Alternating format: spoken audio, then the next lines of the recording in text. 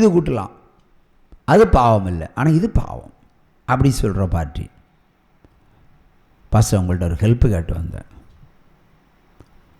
அதுக்கு முன்னாடி எந்த ஊர்லேருந்து வரீங்க? இடத்த சொன்னார்.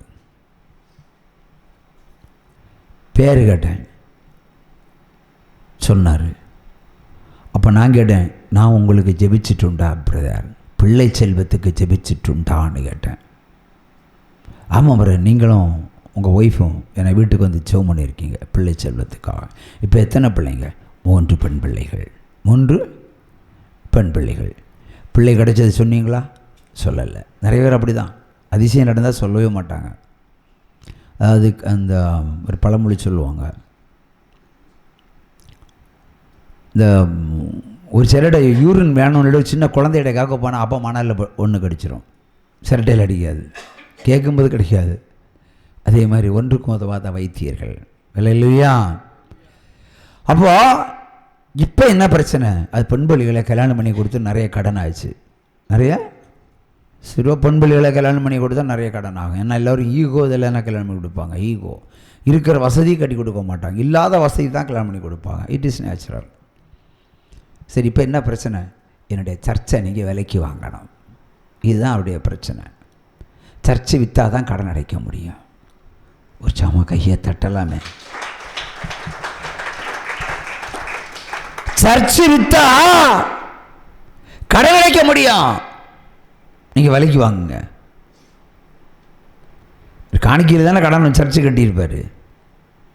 அப்போ எல்லோரும் சொந்தம் தானே, விற்றா பணத்தை எல்லோரும் கொடுக்கணும், இல்லைன்னா வச்சு ஒழுங்காக ஆராதனை நடத்தணும். ஏன்னு சொன்னால், கடந்த வாரம் ஒரு சாட்சி சொன்னேன். ஒரு வீட்டில் ஜெபம் பண்ண போகும்போது வீட்டு வாசலில் மந்திரவத்தை புதைத்து வைத்தது இந்த பாஸ்டர் தான். ஒரு சம கையை தட்டுங்க. அந்த அம்மா சொன்ன, நீங்கள் எடுக்கண்டாம், ஐயாள் வந்து எடுக்கவும். பாஸ்டர் தானே மந்திரவாதத்தை ஏற்பாடு செய்து விட புதைச்சி வச்சுட்டு என்ற மோன்ற விடுதலைக்கு வேண்டி. இப்போ பாஸ்டர் சபையே விற்கணும். 2 கடை உண்டு, கடையும் விற்கணும். பாருங்கள், கடையை விற்கிறது உன் வேலை, சபை விற்கிறது அவர் வேலை. ஆனால் நீ விற்கிற. அப்போ இத்தனை காலம் நீ ஆறாறு நடத்தி கொண்டிருக்கிறது ஆண்டவருக்கல்ல, டூப்ளிகேட் ஆவிகளுக்கு. அல்லேலூயா. அன்று ஒரு மந்திரவாதத்தை நீ செய்து ஒரு விசுவாசிக்கு வீட்டில் நீ புதைத்து போட்டிருக்கிறாய். அப்போ உன்னிடத்துல என்ன விசுவாசம் இருக்கிறது? இவன் ஒரு அஞ்ஞானி. கையை தட்டுங்க. கன்னத்தில் அடிக்கிற மாதிரி தட்டணும், சும்மா தட்டாதீங்க. ஏன்னா பூ பொறிக்கிற கை, புலி ஓட்டக்கூடிய கைகள், சிங்கத்தை ஓட்டக்கூடிய கைகள், பாம்பை பிடிக்க வேண்டிய கைகள், சத்துரு அடிக்க வேண்டிய கைகள். அப்படி அடிங்க, அப்பதான் சத்தம் நிறைய கேட்கும். நம்ம 25 பேர் 50 பேர் இருப்போம், 5000 பேர் இருக்கிற மாதிரி அடிங்க கை தாளம். ஹல்லேலூயா, ஹல்லேலூயா. பாருங்க, ஒரு முறை செய்த பாவம் அடிமை ஜெபித்ததுனால உனக்கு பிள்ளை செல்வம், இல்லைன்னா உன் பொண்டாட்டி இன்னும் மலடி, நீயும் மலட. ஆனால் ஆண்களை மலடன்னு சொன்னால் அவன் தூக்கு போட்டு தான் சாகணும். அதாவது மறைவன் ஆண்மை இல்லாதவன் சொன்னால் ஒன்றுக்கும் உதவாதன், வேஸ்ட்டு. பாரம் போகிறவெல்லாம் குப்பை தொட்டி மாதிரி காரி துப்பிட்டு போவான்.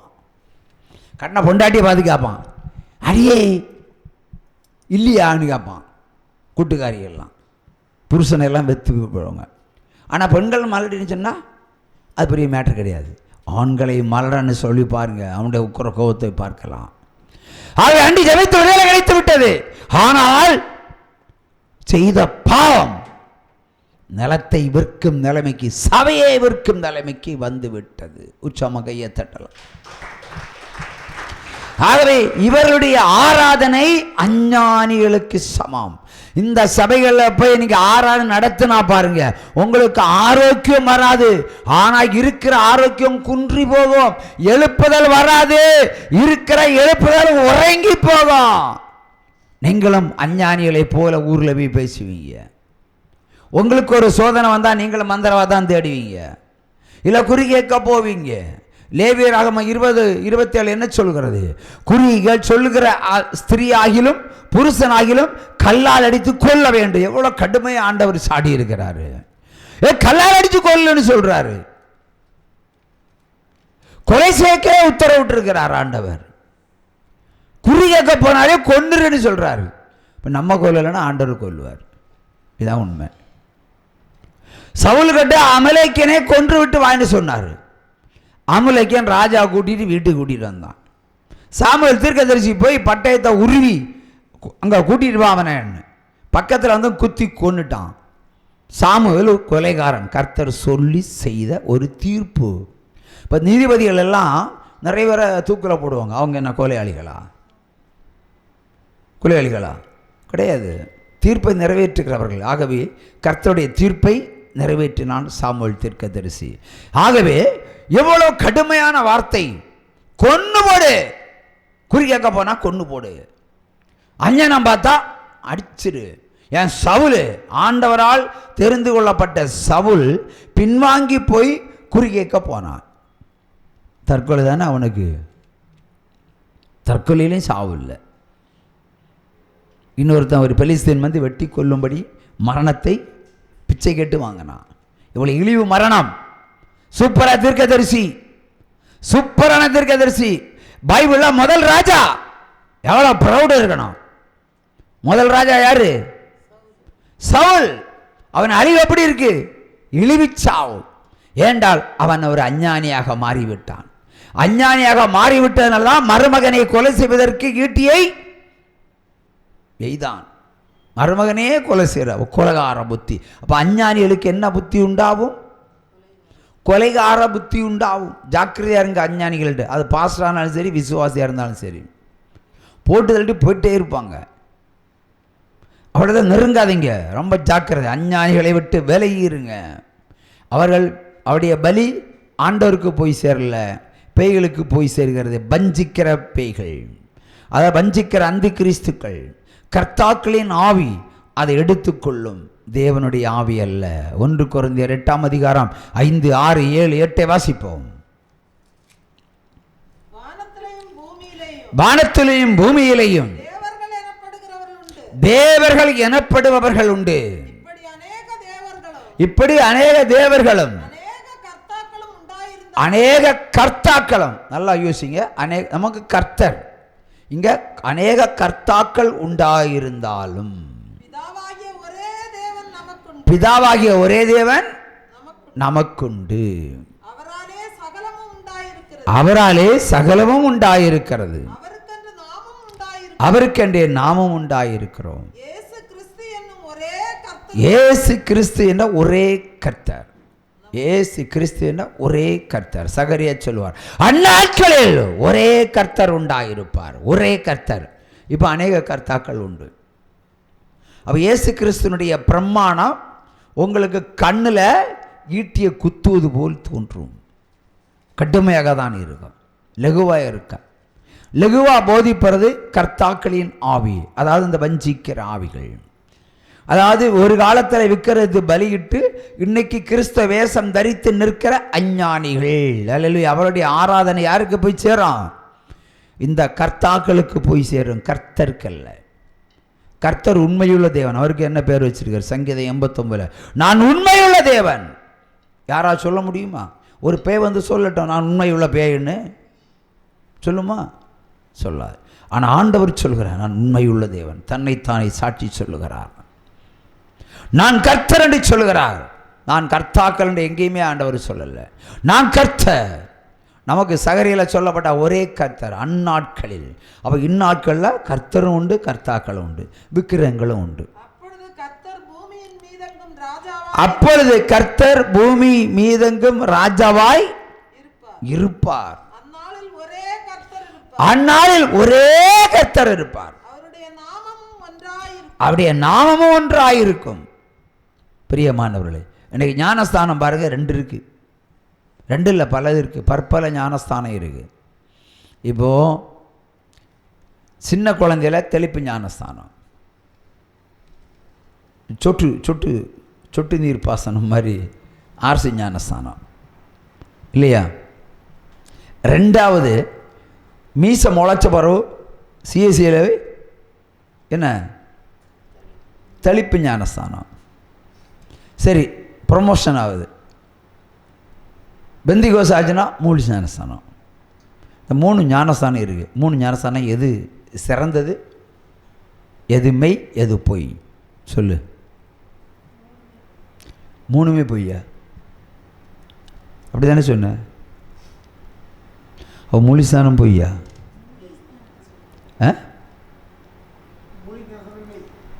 மூலிஸ்தான். நீ சொன்னது பொய்ன்னு சொன்னியா மெய்ன்னு சொன்னியா? அப்போ 2 தானே சொன்னேன், 3 பொய்ன்னு சொன்னேன். அப்படி தானே சொன்னேன்? இல்லை, எனக்கு கேட்ட தவறாக இருக்கலாம். நீ 3 ஞானஸ்தானம் பொய்ன்னு சொன்னியா? 2 பொய். முதல்ல சொன்னதை மட்டும்தான் திருத்த பார்க்குறேன். இப்போ சொன்னதில்லை. நீ முதல்ல நான் 3 ஞானஸ்தானம், தெளிப்பு, சொட்டு நீர் பாசனம், அப்புறம் மூலி, 3ஐயும் பொய்ன்னு சொன்னியா? சொன்னது சொல்லு, தப்பை திருத்த முயற்சி பண்ண மாட்டேல. 3ஐயும் பொய்ன்னு சொன்னியா? 2 பொய்ன்னு சொன்னியா? 2வது சொன்னதல்ல, முதல்ல சொன்ன கேள்விக்கு பதில்.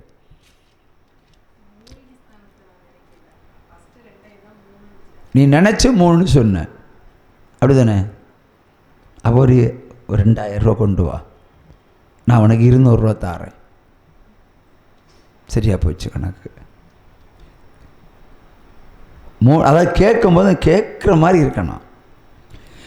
3 ஞானஸ்தானம் இருக்குது, கிட்டத்தட்ட இப்போ 3 பொய் மாதிரி ஆயிடுச்சு. அதான் திரும்ப திரும்ப கேட்கறது. ஏனென்றால் சிறு குழந்தைகளுக்கு கொடுக்குற ஞானஸ்தானத்தை விட மிகவும் மோசமான ஞானஸ்தானம் மூலி ஞானஸ்தானம். நீங்கள் கல்லாலன்னு அடிக்கண்டாம், நான் விளக்கம் தரேன்.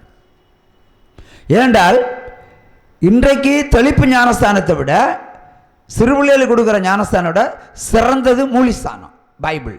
இது பைபிள், அதான் உயர்ந்தது, அதான் கடைசி ஞானஸ்தானம், அதான் உண்மையான ஞானஸ்தானம். ஆனால் யார் உண்மையாக போய் எடுக்கிறது? விபச்சாரம் செய்தவன் போய் எடுக்கிறான், பாவமன்னிப்பை பெற்றுக்கொள்ள மாட்டான். பொய் பேசுகிறவன் எடுத்துக்கொள்கிறான், கள்ளை, திருடை, பொல்லாப்புக்காரன், மந்திரவாதி, குறியாக்கிறவன், பாரம் போறவன் எல்லாம் போய் மூலி சாணத்தில் விழுந்து எடுத்துட்டு போகிறான். அப்போ அது மெய் ஞானஸ்தானமா?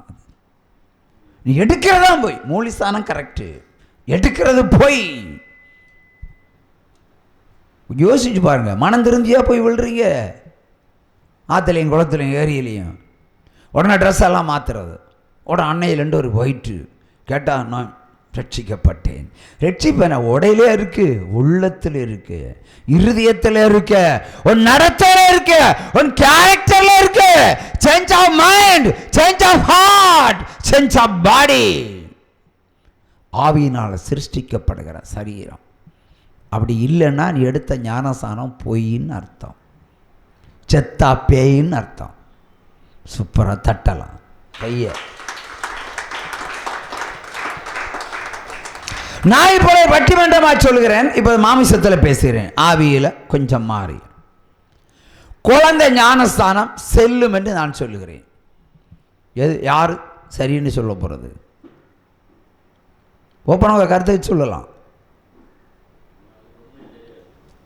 எஸ், ஒன்றுமே தெரியாது, அது கெட்ட வார்த்தை பேசல இல்லையா? குழந்தை கெட்ட வார்த்தை பேசல, குழந்தை பொய் பேசல, குழந்தை கிட்ட இச்சை ரோகம் இல்லை, விக்கிர ஆராதனை இல்லை.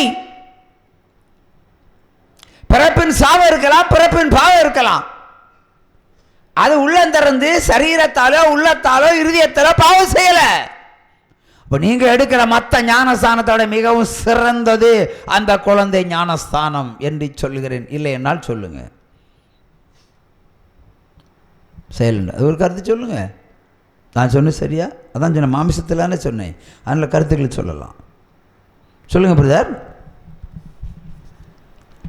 இன்னைக்கு மூலிசானம் எடுத்தவங்க அந்த குழந்தையோட மோசமாக இருக்காங்க பிரதர். ஆகவே நீங்கள் குழந்தை ஞானஸ்தானம் சரின்னு நான் சொல்ல வரல, சுபாவத்தை சொல்லுகிறேன். இயேசு சொன்னார், பரலோகத்தில் ஒருத்தன் வரணுன்னு அந்த குழந்தை மாதிரி இருக்கணும். நீங்களும் குழந்தை மாதிரியா இருக்கிறீங்க, மீசை வச்சுக்கிட்டு சேலையை கட்டிட்டு மொத்த பாவத்தை மொத்தமாக சுருட்டி செஞ்சு அமுக்கிட்டு வாயினால் ஆண்டவரே அல்லே இல்லையான்னு சொல்லிட்டு வருகிற கூட்டம் தானே. எப்படி பரலோகத்தில் வர முடியும்? எல்லாம் டிக்கெட் அங்கே தான், நரகத்துக்கு. மெய்யாய் திருந்தவில்லையே, குழந்தையை போல ஆக வேண்டும். நீங்கள் வாலிப வயது உடையவர்கள் ஆனாலும் குழந்தையை போல பேச பழகணும், குழந்தையை போல பழக படிக்கணும். குழந்தைக்கு ஜாதி தெரியுமா? குழந்தைக்கு மதம் தெரியுமா? குழந்தைக்கு இனம் தெரியுமா? இவன் திருடன் கல்லன்னு தெரியுமா? யாரை கேட்டாலும் அங்கிள், ஆண்ட்ரி, அக்கா, அம்மி, சிம்மின்னு சொல்லிட்டு போயிட்டே இருக்கோம். என்ன ஒரு குறை! கர்த்தர் ஞானஸ்தானம் எடுக்க சொன்னார். ஆனால் குழந்தையாய் இருக்கிற அந்த குழந்தைகள் ஞானஸ்தானம் இன்றைக்கு வரையும் எடுக்கவில்லை என்பதுதான் மெய்யான சத்தியம். உற்சாகமாக கையை தட்டுங்க. ஆனால் குழந்தை ஞானஸ்தானம் எடுக்கல. பெற்றோர்கள் கொடுத்தார்கள், ஆனால் பெற்றோர்கள் தானே ஞானஸ்தானம் எடுக்கணும். ஞானஸ்தானம் எடுன்னா நீ தான் எடுக்கணும். ஒரு அம்மாவை பார்த்து ஞானஸ்தானம் நீ எடுக்கணும். நீ போய் என்ன பண்ண குழந்தைக்கு கொடுக்குற, அதுக்கு என்னான்னு தெரியுமா? தெரியாது. அது 2 காலையும் வச்சு ஆட்டிட்டாங்க நிற்கும். கேரக்டரில் மெரிட்டு. ஆனால் ஆண்டவர் நீ உலகத்தை அறிந்து எது மெய் எது பொய், எது சாபம் எது பாவம் என்று அறிந்து, எது தேவர்கள் எது வனாந்தரத்தில் இருக்கிற சர்ப்பங்கள் எல்லாவற்றில் டிஃபரன்ஸையும் கண்டுபிடிச்சு மெய்யான தேவனை நீ ஏற்றுக்கொண்டு அன்றைக்கு குழந்தை சுபாவத்தை அடைந்து நீ முழுசான் எடுத்தால் ரைட்டு. இல்லைன்னா இந்த சொட்டு நீர் பாசனமும் வேஸ்ட்டு. அதை நம்பி சொல்லுவாங்க நான் ஞானஸ்தானம் எடுத்தேன்னு சொல்லுவாங்க. அவங்க ஞானஸ்தானம் எடுக்கல, கொடுத்தார்கள். குழந்தை ஞானஸ்தானம் எடுத்துன்னு சொல்ல முடியுமா? குழந்தை தைரியமாக சொல்லுமா நான் ஏசப்பா கட்டன் ஞானஸ்தானம் எடுத்தேன்னு? பெற்றோர்கள் கொடுத்தார்கள். இந்த சாப்பாடு ஊட்டுற மாதிரி எடுக்கணும். ஞானஸ்தானம் என்பது வாங்கி சாப்பிட்ற ஒரு ஐட்டம் அல்ல. உணர்ந்து புரிந்து தெரிந்து வேதத்தை வாசித்து அதனுடைய ரகசியங்களை உணர்ந்து பாவத்தை வெறுத்து சாபத்தை விலக்கி இச்சைரகத்தை விலக்கி கண்களை பரிசுத்தமாக்கி அவயங்களை பரிசுத்தமாக்கி உள்ளத்தை பரிசுத்தமாக்கி இதயத்தை பரிசுத்தமாக்கி அதற்கு பிறகு குழந்தை கேரக்டர் எல்லாம் உங்ககிட்ட இருக்கணும். ஆவியின் கனிகள் எல்லாம் இருக்க வேண்டும். அதற்கு பிறகு எடுத்தாதான் முழுஸ்தானம் செல்லும். இல்லை என்றால்